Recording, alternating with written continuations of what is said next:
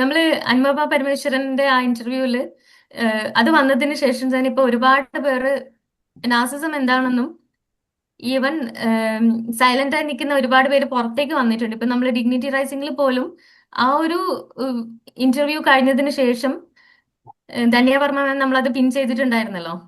ആ ഒരു വീഡിയോ വന്നതിന് ശേഷം അത്രയും മെസ്സേജസ് ആണ് ഞങ്ങൾക്ക് തന്നെ വന്നുകൊണ്ടിരിക്കുന്നത്. അപ്പൊ ഇപ്പൊ എല്ലാവരും ഒന്ന് പുറത്തേക്ക് സംസാരിക്കാനൊക്കെയുള്ള ഒരു ധൈര്യം കിട്ടിയതുപോലെ വന്നിട്ടുണ്ട്. അത് ഒരു സെലിബ്രിറ്റി സംസാരിച്ചപ്പോഴാണ് അതിനൊരു റെലവൻസ് ഉണ്ടായി തുടങ്ങുന്നത്. അതേപോലെ തന്നെ അൺറെക്കഗ്നൈസ്ഡ് ഉള്ള ഒരുപാട് പേര് ഇവിടെ സഫർ ചെയ്തുകൊണ്ടിരിക്കുന്നവരുണ്ട്. ശരിക്കും ഇതൊരു ഹൈലി സെൻസിറ്റീവ് ആയ ഒരു ടോപ്പിക് തന്നെയാണ്. എക്സ്പീരിയൻസ് ചെയ്തവർക്ക് അതിന്റെ ഒരു വ്യാപ്തി എത്രത്തോളം ആണെന്നുള്ളത് മനസ്സിലാക്കാനും, പിന്നെ ഇതിന്റെ ഒരു സൊസൈറ്റിയിൽ ഉണ്ടാക്കുന്ന ഇതിന്റെ വേവ് എന്ന് പറയുന്നത് ജനറേഷൻസോളം ഇത് കടന്നു പോകുന്ന ഒരു ട്രോമ തന്നെയാണ്. ഈവൻ കുട്ടികളുള്ള കേസസ് ആകുമ്പം അതിലേറെ ബുദ്ധിമുട്ടാണ്. ആക്ച്വലി ഇത് ഹൈലൈറ്റ് ചെയ്യണം ഗവൺമെന്റിന് മുന്നിലായാലും അതോറിറ്റീസിലൊക്കെ. ലീഗൽ ജുഡീഷ്യൽ സിസ്റ്റത്തിൽ ഇത് ഹൈലൈറ്റ് ചെയ്യേണ്ട ഒരു ടോപ്പിക് തന്നെയാണ്. അനുപമക്ക് വലിയൊരു താങ്ക്സ് പറയേണ്ട ഒരു കാര്യം തന്നെയാണ്. അതൊരു ഉം, ചർച്ചാ വിഷയമാക്കാൻ ഹെൽപ്പ് ചെയ്തതില്. മ്യൂട്ടാണ്. അതിപ്പോ ആർട്ടിസ്റ്റിക് പേഴ്സണാലിറ്റി ഡിസോർഡറിൽ അനുപമ പറഞ്ഞ പോലെ തന്നെ ഈ എക്സ്ട്രീം കൺട്രോൾ എന്ന് പറയുന്നത് പൊതുവെ എല്ലാവരും കോമൺ ആയിട്ട് പറയുന്ന ഒരു പാറ്റേൺ ആണ്. അതായത് അവര് പിന്നെ ഒരുപക്ഷെ ഒരു പുറമേക്ക് വളരെയധികം ഇമേജ് കോൺഷ്യസ് ആയിട്ടുള്ള നാർസിസ്റ്റുകൾ ഉണ്ട്. അത് അവരുടെ ഫ്രണ്ട് സർക്കിളിലൊക്കെ ഇവരായിരിക്കും വലിയ റോൾ മോഡൽ ആയിട്ട് ഇരിക്കുന്നത്. എന്നാൽ അവരുടെ ഏറ്റവും അടുത്തുള്ള വീട്ടുകാരെ അല്ലെങ്കിൽ പിന്നെ പാർട്ട്ണറെയൊക്കെ എക്സ്ട്രീമിലി എല്ലാത്തിനും കൺട്രോൾ ചെയ്യുന്ന ഒരു സ്വഭാവം കാണാറുണ്ട്. ഈ കൺട്രോൾ എല്ലാ കാര്യത്തിലും ഉണ്ടാവും. ഇപ്പോ ഫിനാൻഷ്യലി എല്ലാം ഈ കൺട്രോൾ ഉണ്ടാവും. പിന്നെ ഇവർ ചെയ്യുന്ന തെറ്റുകളുടെ അക്കൗണ്ടബിലിറ്റി ഏറ്റെടുക്കാതിരിക്കുക എന്ന് പറയുന്നതും വലിയൊരു കാര്യം തന്നെയാണ്. ഇവരെ കയ്യിൽ നിന്ന് പിന്നെ എക്സ്ട്രീം ഈഗോയിസ്റ്റിക് ആയിട്ടുള്ള ആൾക്കാർ അങ്ങനെ ഒരു സോറി അല്ലെങ്കിൽ താങ്ക് യു പോലെയുള്ള വാക്കുകളൊന്നും പൊതുവെ ഉപയോഗിക്കുന്നത് വരെ കണ്ടിട്ടില്ല. ഫിനാൻഷ്യലി മറ്റുള്ളവരെ ലൂട്ട് ചെയ്യാൻ ഇവര് ഭയങ്കരമായിട്ട് ശ്രമിക്കുകയും ചെയ്യും. എന്നാൽ ഇവർക്ക് ഒരിക്കലും ഒരു നല്ലൊരു ഫിനാൻഷ്യൽ ഒരു സ്ഥാപനം നടത്തിക്കൊണ്ട് പോകാനോ അല്ലെങ്കിൽ ബിസിനസ് കൊണ്ട് നടത്തി പോകാനുള്ള ഒരു കഴിവില്ലാത്തതായിട്ട് തോന്നിയിട്ടുണ്ട്. ഒരു മണി മാനേജ്മെന്റോ ഒരു സംഭവം എക്സിക്യൂട്ട് ചെയ്ത് അത് ഇംപ്ലിമെന്റ് ചെയ്ത് വിജയിപ്പിക്കാനെന്നുള്ള ഒരു കഴിവില്ല. എന്നാൽ എല്ലാം എനിക്കൊണ്ട് പറ്റും എന്നുള്ള ഒരു ഭാവം, ആ ഒരു ഷോ ഓഫ് എപ്പോഴും മെയിൻറ്റെയിൻ ചെയ്യുന്നതായിട്ട് തോന്നിയിട്ടുണ്ട്. എനിക്ക് മെയിനായിട്ട് തോന്നിയിട്ടുള്ള കാര്യങ്ങൾ എന്താ വെച്ചാല് ഇപ്പൊ സുൽഫത്ത് പറഞ്ഞ പോലെ തന്നെ ഇവര് ഫിനാൻഷ്യലി ഇവർക്ക് ഒന്നിനും കഴിവില്ല. അത് കൊണ്ട് ഈ വിക്ടിമിനെ എപ്പോഴും ഇവര് തളച്ചിടുന്ന ഒരു ഇത് കാര്യം തോന്നിയിട്ടുണ്ട്. അത് അതിൻ്റെ ഉള്ളിൽ നമ്മൾ ആ ലൂപ്പിൽ ഇരിക്കുമ്പോൾ നമുക്കൊന്നും മനസ്സിലാവില്ല. ആ ലൂപ്പിലേന്ന് നമ്മൾ ബ്രേക്ക് ചെയ്ത് പുറത്ത് വരുമ്പോൾ പുറത്ത് നിന്നിട്ട് നമ്മൾ നോക്കുമ്പോഴാണ് അവിടെ എന്തൊക്കെയാ സംഭവിച്ചതെന്ന് ഒരു സ്ക്രീനിൽ പോലെ നമുക്ക് ശരിക്കും കാണാൻ പറ്റുന്നത്. കാരണം ഒരു വ്യക്തിമിനെ ആ ലൂപ്പിൽ നിൽക്കുമ്പോൾ നമുക്ക് സർവൈവൽ മോഡിലാണല്ലോ ഓടുന്നത് നമ്മളെ ബ്രെയിൻ. അതുകൊണ്ട് നമുക്ക് എന്താണ് അതിൽ നടന്നുകൊണ്ടിരിക്കുന്നത്, അതിൽ എന്തൊക്കെയാണ് ഞാൻ എൻ്റെ നിന്ന് നഷ്ടപ്പെടുന്നതെന്നൊന്നും ആ വ്യക്തിമിന് മനസ്സിലാവുന്നില്ല. ഇവര് പുറത്തേക്ക് ഭയങ്കര ചാമിങ്ങും കാര്യങ്ങളും കാണിക്കും. അപ്പൊ മൊത്തത്തിലുള്ള സറൗണ്ടിങ്സിലുള്ള എല്ലാവരും വിചാരിക്കും ഇവര് ഭയങ്കര സംഭവമാണ്, അതാണ് ഇതാണ്, ഇവർക്ക് അതിനെ കുറിച്ചിട്ട് വളരെ ധാരണയോടെയാണ് ഇവർ സംസാരിക്കുന്നതെന്ന്. ഇവര് ശരിക്കും പറഞ്ഞു കഴിഞ്ഞാൽ ഒരു കാര്യം ഇപ്പൊ ഫിനാൻഷ്യലി ആണെങ്കിലും എന്തൊരു കാര്യം വന്നാലും ഇവര് സംസാരിക്കുന്നത് വെറും ഒരു ഇവരിലുള്ള മാസ്ക് പോലെ തന്നെയാണ് ഇവർ സംസാരിക്കുന്നത്. അതിൽ കൂടുതൽ ഒന്നും ഇവർക്ക് അറിയില്ല. ആ പറയുന്ന പുറമോടിയുള്ള കാര്യങ്ങളെ മാത്രമേ ഇവർക്ക് അറിയുള്ളൂ. അല്ലാതെ അതിനെ ഡീറ്റെയിൽ ആയിട്ട് അറിഞ്ഞിട്ടോ ഒന്നുമല്ല. പക്ഷെ നമ്മൾ അതിൽ നിൽക്കുമ്പോൾ വിചാരിക്കും നമുക്കൊന്നും അറിയില്ല, ഇവർക്ക് എല്ലാം അറിയാമെന്നാണ് ആ വിക്ടിമ് വിചാരിക്കുന്നതും പുറം ലോകത്തുള്ള ആൾക്കാർ വിചാരിക്കുന്നതും. പിന്നെ ഇവര് ഒരു കാര്യം ഇപ്പോ വിക്ടിമിനെ എപ്പോഴും അടക്കിയിരിക്കുന്നത് എന്തുകൊണ്ടാ വെച്ചാല് എന്നെങ്കിലും ഇവര് ഒരു ബെറ്റർ ആയിട്ട് ഉഷാറായിട്ട് പുറത്ത് പോയി കഴിഞ്ഞു കഴിഞ്ഞാൽ തങ്ങളിലുള്ള എല്ലാ മാസ്കും വീഴും, എന്റെ ഇൻസെക്യൂരിറ്റി മുഴുവൻ പുറത്തു വരും എന്നുള്ള ആ ഭയം കൊണ്ടാണ് എപ്പോഴും ഈ വിക്ടിംസിനെ തളച്ചിടുന്നത്. പക്ഷെ വിക്ടിംസ് എന്ത് വിചാരിക്കും, ഇവര് വലിയ സൂപ്പർ പവർ ഉള്ള ആൾക്കാരാണെന്ന് വിചാരിച്ചിട്ട് വിക്ടിം ഒരിക്കലും അതിനെ എതിർക്കാനും നിൽക്കില്ല. അത് സമ്മതിച്ച് ഒരു കുടുംബജീവിതം എങ്ങനെയും പോട്ടെ എന്നുള്ള രീതിയിൽ അടിച്ചമർത്തിയാലും വേണ്ടില്ല, എനിക്കൊന്നും കിട്ടിയില്ലെങ്കിലും വേണ്ടില്ല, ഈ ലൈഫ് മുന്നോട്ട് പോട്ടെ എന്ന രീതിയിൽ വിക്ടിമും നിൽക്കും.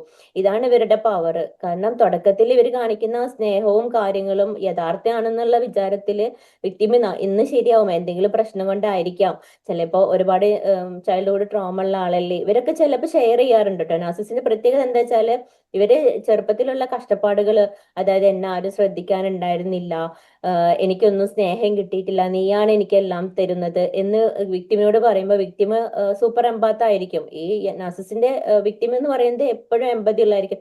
ഞാൻ എനിക്കൊന്നും നേടിയില്ലെങ്കിലും വേണ്ടിയില്ല, കൂടെയുള്ള ആളെ രക്ഷപ്പെടുത്തണം എന്നുള്ള രീതിയിൽ അത്രയും സഹിക്കാൻ റെഡി ആയിട്ടുള്ള ഒരാളായിരിക്കും. അങ്ങനത്തെ ഒരാളെ നാർസിസ് തെരഞ്ഞെടുക്കുള്ളൂ, ഇത്തരം പേഴ്സണാലിറ്റി ഉള്ള ഒരാൾ തെരഞ്ഞെടുക്കുള്ളൂ. അപ്പോ അവർക്ക് ഇതെല്ലാം ഈ ഒരു നമ്മൾ പറയില്ലേ, ഒരു ആനനെ വാങ്ങിയിട്ട് ആനനെ ഒരു ചങ്ങല ഇട്ടിട്ട് തോട്ടി കൊണ്ടാണ് നിയന്ത്രിക്കുന്നത്, ഇതുപോലെ തന്നെയാണ് എത്രയും കഴിവുള്ള ഒരു വിക്ടിമിനെ ഇവര് ആ കുഞ്ഞ തോട്ടി ഉപയോഗിച്ചിട്ട് ഇങ്ങനെ കൺട്രോൾ ചെയ്യുന്ന പോലെ തന്നെയാണ് നാർസിസ് ശരിക്കും ട്രെയിൻ ചെയ്തെടുക്കുന്നത് ഒരു വിക്ടിമിനെ തന്റെ അണ്ടർ കസ്റ്റഡിയിലാക്കാൻ വേണ്ടിയിട്ട്. താനാണ് ലോകം, ചുറ്റുമുള്ളതെല്ലാം ആരെന്ത് പറഞ്ഞാലും കേൾക്കാത്ത രീതിയിൽ വിക്ടിമിന്റെ ബ്രെയിനിനെ ശരിക്കും ഗ്യാസ് ലൈറ്റ് ചെയ്ത് മാനിപ്പുലേറ്റ് ചെയ്ത് ശരിക്കും അവർ ട്രെയിൻ ചെയ്ത് ഒരു കീ കൊടുത്താൽ കറങ്ങുന്ന പാവയാക്കി മാറ്റും ഈ വിക്ടിമിനെ. അപ്പൊ എന്ത് ചെയ്യും, ഇയാള് കീ കൊടുക്കുമ്പോൾ മാത്രം ആ പാവ അങ്ങനെ കറങ്ങുന്നു. അതാണ് ശരിക്കും വിക്ടിമ് ചെയ്യുന്നത്. അപ്പോ ഈ കീ നമ്മുടെ കയ്യിൽ തന്നെയാണെന്നോ, നമ്മൾക്ക് സെൽഫ് റെസ്പെക്ട് എന്ന് പറയുന്ന ഒരു സാധനം ഈ ലോകത്തുണ്ടെന്നോ, എനിക്ക് വേണ്ടിയിട്ട് എന്തെങ്കിലുമൊക്കെ ചെയ്യണമെന്നോ ഒന്നും ഈ വിക്ടിമിന് അറിയില്ല. വിക്ടിം ആ ഒരു ഇതിൽ അകപ്പെട്ടിട്ട് ശരിക്കും പറഞ്ഞാൽ ഒരു ചുഴിയിൽ അകപ്പെട്ടിട്ട് നിൽക്കുകയാണ്. സർവൈവൽ മോഡിലായതുകൊണ്ട് ബ്രെയിനും അതിനെ കുറിച്ചിട്ട് ഒരു അലേർട്ടും നമ്മളെ വിക്ടിമിന് കൊടുക്കൂല. കാരണം രക്ഷപ്പെടണം, ബ്രെയിൻ ആണെങ്കിലും എപ്പോഴും അലേർട്ടാണ്, പ്രശ്നങ്ങൾ ഉണ്ടാവരുത്, പ്രശ്നങ്ങൾ ഉണ്ടാവരുത്, എന്നോ കിട്ടിയ സ്നേഹം കാത്തിരിക്കുന്നതാണ് നമ്മളെ ബ്രെയിനും വിക്ടിമും. അപ്പൊ ഇതിന്റെ ഇടയിലുള്ള ഒരു ശരിക്കും പറഞ്ഞു കഴിഞ്ഞാൽ ക്രൂവാലിറ്റിയാണ് ശരിക്കും ചെയ്യുന്നത്. അതായത് ഒരു മനുഷ്യനെ എങ്ങനെയൊക്കെ ചിന്തിക്കാൻ പറ്റാതെയും പ്രവർത്തിക്കാൻ പറ്റാതെയും സ്വന്തം എഡ്യൂക്കേഷന് എല്ലാം ഉണ്ടായിട്ടും ഏതോ ഒരു ലോകത്ത് ഈ ഒരു അബ്യൂസിൽ പെട്ടത് പോലും അറിയാതെ തനിക്കാണ് ഭ്രാന്തെന്നും തനിക്കാണ് എല്ലാ പ്രശ്നങ്ങളും ഉണ്ടായതും ഈ നാർസിസിനുണ്ടായ എല്ലാ പ്രശ്നങ്ങളും എന്നിലാണെന്ന് ചിന്തിച്ച് ഒരുമാതിരി അവസ്ഥയിൽ പെടുന്ന ഒരു വിക്ടിമാണ് ശരിക്കും. അതിന് ശരിക്കും പറഞ്ഞു കഴിഞ്ഞാൽ ഫിസിക്കൽ അബ്യൂസ് ഉള്ളവർക്ക് എക്സ്ട്രീം ലെവലാണ്, മെന്റൽ അബ്യൂസ് അതിനേക്കാളും എക്സ്ട്രീം ലെവലാണ് മെന്റൽ അബ്യൂസ്. കാരണം താനാണ് കുറ്റവാളി, താനാണ് ഈ പ്രശ്നം, താൻ ഒന്നിനും പറ്റാത്ത ഒരു സാധനം, ഞാൻ എന്തുകൊണ്ട് ഇത്രയും പ്രശ്നങ്ങൾ ഉണ്ടാക്കുന്നു, ഞാൻ ഇത്രയും ക്രൂവലാണോ എന്ന് സ്വന്തം ചോദിച്ച് ചോദിച്ച് ഉരുകി തീരുന്ന ഒരു മെഴുകുതിരി പോലത്തെ ഒരു സംഭവം തന്നെയാണ് വിക്ടിം. ഇത് ശരിക്കും നമ്മൾ അറിയിച്ചു കൊടുക്കണം. ഇതിനെ കുറിച്ചിട്ട് ഒരുപാട് എഡ്യൂക്കേഷൻ കുട്ടികളായിരിക്കുമ്പോൾ തന്നെ സ്കൂൾ തലത്തിലാണെങ്കിലും നമ്മുടെ സമൂഹത്തിനാണെങ്കിലും ഇത് പറഞ്ഞു കൊടുക്കണം. കാരണം ഈ വിക്ടിം എപ്പോഴും അബ്യൂസർ ആയിട്ടിരിക്കുന്ന ഒരു അവസ്ഥയാണ്. അതിൽ നിന്ന് വിക്ടിമിനെ രക്ഷപ്പെടുത്തേണ്ടത് നമ്മൾ ഓരോരുത്തരുടെയും കടമയാണ്. നമ്മൾ ഇതില് ഡിഗ്നിറ്റി റൈസിംഗിൽ വരുന്ന ഓരോ മെസ്സേജസും കേൾക്കുമ്പോൾ നമുക്ക് എന്താ പറയാ, സഹിക്കാൻ പറ്റില്ല. കാരണം ഇതൊന്നും രക്ഷപ്പെടുത്താൻ ആരുമില്ല, അത് കേൾക്കാൻ പോലും ഒരാളില്ല. ഇതിനെ കുറിച്ചിട്ട് ഒരു അവയർനെസ് പോലും ഇല്ലാതെ ഇപ്പോഴും എന്തിലോ കുറെ പേർക്ക് അറിയാം ഞാനിപ്പോ MPD അബ്യൂസിൽ നടക്കുന്നതാണ്, ഞാനൊരു വിക്ടിം ആണെന്ന് പലർക്കും അറിയാമെങ്കിലും അതിലൊരു 1000-2 പേർക്കൊക്കെ ഇപ്പോഴും അറിയുന്നുള്ളൂ. അതറിയാതെ ഒരുപാട് പേര് ഇപ്പോഴും സ്വയം പഴിച്ച് ജീവിക്കുന്നുണ്ട്. അതെ, അതൊരു അത്ഭുതമാണ് ശരിക്കും. ഈ മെന്റൽ അബ്യൂസ് ഒക്കെ ഇത്രയും അനുഭവിച്ച് ഫിസിക്കൽ അബ്യൂസ് പോലും പുറത്ത് പറഞ്ഞിട്ടും അതിനൊരു നീതി കിട്ടുന്നില്ല. അതാണ് അതിന്റെ ഒരു വലിയൊരു സൈഡ് എന്ന് പറയുന്നത്. ഇത്രക്ക് എക്സ്പീരിയൻസസ് ഒരു വ്യക്തിക്ക് ഉണ്ടായെന്നുള്ളത് അയാൾ ഒരു എൻഡ് സ്റ്റേറ്റിൽ എത്തുമ്പോഴാണ് പൊതുവെ വിക്ടിംസ് അത് പുറത്തേക്ക് പറയുന്നത്, എക്സ്പോസ് ചെയ്യുന്നത് തന്നെ. അപ്പൊ ആ ഒരു സ്റ്റേജിൽ നിൽക്കുമ്പോഴും അവർക്കൊരു രീതിയിലുള്ള ഒരു കൺസോള് നമ്മളെ എവിടുന്നും കിട്ടുന്നില്ല. ഫാമിലിയിൽ നിന്നായാലും സൊസൈറ്റിയിൽ നിന്നായാലും ലീഗൽ സിസ്റ്റത്തിൽ നിന്നായാലും ഒക്കെ തന്നെ ഫുള്ളി ഒരു ലൂപ്പിൽ കിടന്ന ഒരു അവസ്ഥയാണത്. വളരെ എക്സോസ്റ്റിംഗ് ആണ്. അത് അനുഭവിച്ചവർക്ക് അത് ചിന്തിക്കുമ്പോൾ ആ ഒരു ബ്രെയിനിൽ ഉണ്ടാവുന്ന ഒരു ഹാമറേജ്, ഒരു എന്താ പറയാ, അത്രയും ഡിസാസ്റ്റർ സിറ്റുവേഷൻ എന്ന് പറയുന്നത് എക്സ്പ്രസ് ചെയ്യാൻ പോലും പറ്റൂല. അതൊരു ഡെപ്ത്. പിന്നെ ഒരു കാര്യം അതെ, ശിഖ, പറഞ്ഞു. പിന്നെ ഒരു കാര്യം ഞാൻ നോട്ട് ചെയ്തത്, അനുപമ പറയുന്ന ഒരു കാര്യത്തിൽ പറയുന്നുണ്ട്, നമ്മള് ഫാമിലിയോട് പോലും നമ്മൾ ഈ അബ്യൂസിനെ കുറിച്ച് പറയാത്തെന്താ വെച്ചാൽ നമ്മള് ഭർത്താവല്ലേ, നമ്മള് നാളെ എല്ലാവരുടെ മുന്നിലും ഇങ്ങനെ പറഞ്ഞു കഴിഞ്ഞു കഴിഞ്ഞാൽ, നമ്മൾ ശരിയായി കഴിഞ്ഞു കഴിഞ്ഞാൽ എല്ലാവരും അത് മറക്കും. ആരും അത് മറക്കൂല, നമ്മളെ മറക്കുള്ളൂ. അപ്പൊ ഈ ഒരാളെ നമ്മൾ പറഞ്ഞു കഴിഞ്ഞു കഴിഞ്ഞാൽ അത് പ്രശ്നം. കൺഫ്യൂഷൻ സ്റ്റേജ് മഡോണ പറയുന്നുണ്ടല്ലോ, കൺഫ്യൂഷൻ സ്റ്റേജിലുള്ള അതാണ് ഏറ്റവും വലിയ ഹെക്ടിക് ആയിട്ടുള്ള ഒരു കാര്യം. അതെ അതെ അതെ, ഈ നാർസിസം അതുപോലെ തന്നെ, ഈ നാർസിസം ഇതുവരെയും ഇല്ലാതിരുന്ന ഒരു കാലവും ഇത് പുതിയതായിട്ട് ഉണ്ടായ ഒരു കാര്യമൊന്നുമല്ല. പക്ഷേ അതെ ഇപ്പൊ ഇതിനൊരു വിസിബിലിറ്റി കിട്ടുന്നതെന്ന് വെച്ചാൽ ഈ പറയുന്ന ഈ സെലിബ്രിറ്റി ലെവലിൽ ഇത് സംസാരം വന്നപ്പോഴാണ് ഇതിനെ കുറച്ചുകൂടി, ഇപ്പൊ നമ്മളൊക്കെ ചിലപ്പോൾ വർഷങ്ങളായിട്ട് ഇത് പലരോടും പറയുന്നുണ്ടാവും, അങ്ങോട്ടും ഇങ്ങോട്ടും പറഞ്ഞു പറയുന്നുണ്ടാവും, സുഹൃത്തുക്കൾ നമ്മൾ ഡിസ്കസ് ചെയ്യുന്നുണ്ടാവും, പക്ഷെ ഇതിനൊന്നും ഒരു ഇമ്പാക്ട് ഉണ്ടായിട്ടില്ല. പക്ഷെ ഇപ്പൊ സെലിബ്രിറ്റീസ് ഒക്കെ തന്നെയും ഇതിനെ അക്നോളജ് ചെയ്യാൻ തുടങ്ങിയപ്പോൾ, അത് ഓപ്പൺ അപ്പ് ചെയ്യാൻ അവർ തയ്യാറായപ്പോൾ ഉണ്ടാവുന്ന ഒരു ചേഞ്ചസ് ആണ്. അപ്പൊ ഇതിന്റെ എന്നാൽ പോലും ഇപ്പൊ ഒരു സെലിബ്രിറ്റി വന്നിട്ട് അവരുടെ ആ ഒരു അവസ്ഥ പറയുമ്പോൾ അവരെ ബ്ലെയിം ചെയ്യുന്ന ഒരു സമൂഹമുണ്ട്, അല്ലെങ്കിൽ അതിന് പറ്റിയൊരു രീതിയിലാണ് നമ്മുടെ സൊസൈറ്റി ഇപ്പോഴും ബിൽഡ് ചെയ്തിരിക്കുന്നത്.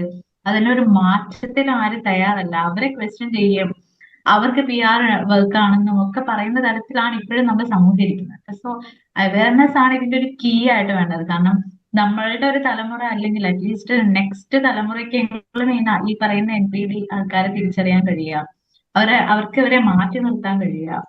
ഇത്തരത്തിലുള്ള ഇമ്പോർട്ടന്റ് ആയിട്ടുള്ള കാര്യങ്ങൾ ഇനി ഭാവിയിൽ എങ്കിലും നടക്കണമെങ്കിൽ, കുറെ മനുഷ്യന്മാർ കുടുങ്ങി പോവാതിരിക്കണമെങ്കിൽ അവയർനെസ് ഈസ് ദ കീ. എല്ലാവരും ഇതിനെക്കുറിച്ച് ബോധവാന്മാരാവണം. ഇപ്പൊ നമ്മൾ പലപ്പോഴും ആരോടെങ്കിലും ഒരാളെ നാർക്കാണെന്നോ അല്ലെങ്കിൽ ഇങ്ങനെ ഒരു NPD അബ്യൂസ് നേരിടുന്നുണ്ടെന്നൊക്കെ പറയുമ്പോൾ പലരും നമ്മളോട് റിയാക്ട് ചെയ്യുന്ന, എന്താണ് ഇത് എന്ത് രോഗമാണ്, ഇത് ഇതുവരെ കേട്ടില്ലല്ലോ. ഇപ്പൊ പലർക്കും കോമൺ ആയിട്ട് വിഷാദം അറിയാം, ആൻസൈറ്റി അറിയാം, പലതരത്തിലുള്ള മാനസിക ബുദ്ധിമുട്ടുകൾ ഒരുപാട് പേരുടെ ഇഫേർട്ടിന്റെ ബാക്കിപത്രമായിട്ട് ആളുകൾ ഇപ്പൊ അവെയർ ആണ്. പക്ഷെ NPD പോലുള്ള വളരെ ഡിസാസ്ട്രസ് ആയിട്ടുള്ള, ഡേഞ്ചറസ് ആയിട്ടുള്ള കാര്യങ്ങളെ കുറിച്ച് നമ്മുടെ സൊസൈറ്റിക്കോ, ഈ പറയുന്ന ജുഡീഷ്യറി സിസ്റ്റത്തിനോ, നമ്മുടെ അതോറിറ്റി സിസ്റ്റത്തിനോ, ഈ വിദ്യാഭ്യാസ മേഖലയ്ക്കോ അങ്ങനെ ഒരാൾക്കും ഇതിനെപ്പറ്റി അറിവില്ല. ഈവൻ ഈ സൈക്കോളജിസ്റ്റ് എന്ന് പറയുന്ന ആൾക്കാർക്കും പലർക്കും എന്താണ് NPD എന്ന് അറിയില്ല. പക്ഷെ വളരെ സിഗ്നിഫിക്കന്റ്, ഇപ്പൊ ഡോക്ടർ രമണിയെ പോലുള്ളവർ വേൾഡ് വൈഡ് ആയിട്ട് ഇത് സ്പ്രെഡ് ചെയ്യാൻ ശ്രമിക്കുന്നതും ഒക്കെ ഇതിന്റെ ഒരു അവയർനെസ്, അവരുടെ ഒരു കണക്ക് പറയുമ്പോഴേക്കും അത് വളരെ വേഗമായിട്ടുള്ള ഒരു കണക്കാണെങ്കിലും 8-ൽ ഒരാൾ NPD ആവുന്ന ഒരു അവസ്ഥയിലോട്ടാണ് ലോകം മാറിക്കൊണ്ടിരിക്കുന്നത്. സോ അപ്പോ ഈ വിക്ടിമുകളുടെ എണ്ണത്തിന്റെ ഒരു തോതൊന്ന് ആലോചിച്ച് നോക്കിയാൽ നമുക്ക് ഭയം തോന്നും. നമ്മൾ എങ്ങനെ ഈ ലോകത്ത് ജീവിച്ചിരിക്കാൻ പറ്റുമെന്ന് നമുക്ക് ഭയം തോന്നും. അപ്പൊ നമുക്ക് ആകെ ചെയ്യാൻ പറ്റുന്നത് അവെയർ ആക്കുക, അതുവഴി നമുക്ക് എന്തെങ്കിലും മാറ്റം ഉണ്ടാക്കാൻ പറ്റുക, അതുവഴി നമ്മുടെ കുഞ്ഞുങ്ങളെങ്കിലും ഒക്കെ NPD ആവാതിരിക്കാൻ നോക്കുക. നമ്മുടെ ഡിസ്ഫങ്ഷണൽ ആയ ഒരു NPDനോട് നമ്മുടെ കുഞ്ഞിനെ അഡ്ജസ്റ്റ് ചെയ്ത് ജീവിക്കുമ്പോൾ അവരും ഒരു NPD ആവാനുള്ള സാധ്യതയുണ്ടെന്ന് നമ്മൾ അമ്മമാരും അച്ഛന്മാരും മനസ്സിലാക്കുക എന്നൊക്കെ ഉള്ളതാണ് ഇതിന്റെ ഏറ്റവും സിഗ്നിഫിക്കന്റ് ആയ ഒരു കാര്യം. ഇപ്പൊ അറ്റ് ദിസ് പ്രസന്റ് നമുക്ക് ചിലപ്പോൾ വലിയ മാറ്റങ്ങളൊന്നും ഉണ്ടാക്കാൻ പറ്റിയില്ലെങ്കിലും ഒരു മാറ്റത്തിനൊരു തുടക്കം വെക്കാലോ. ഈ ഒരു ജനറേഷണൽ ട്രോമയ്ക്ക് ഒരു ബ്രേക്ക് ഉണ്ടാക്കാലോ. ഒരു NPD ആയ അമ്മയ്ക്ക് ഒരു NPD മകൻ ഉണ്ടാവും, അല്ലെങ്കിൽ മകൾ ഉണ്ടാവും. പക്ഷെ എന്റെ കുഞ്ഞ് NPD ആവരുതെന്നെങ്കിലും നമുക്ക് വിചാരിക്കാൻ പറ്റുമല്ലോ. അപ്പോ അതാണ് ഇതിന്റെ ഒരു അവയർനെസ് എന്നുള്ളത് തന്നെയാണ് മുന്നോട്ട് വരേണ്ടത്.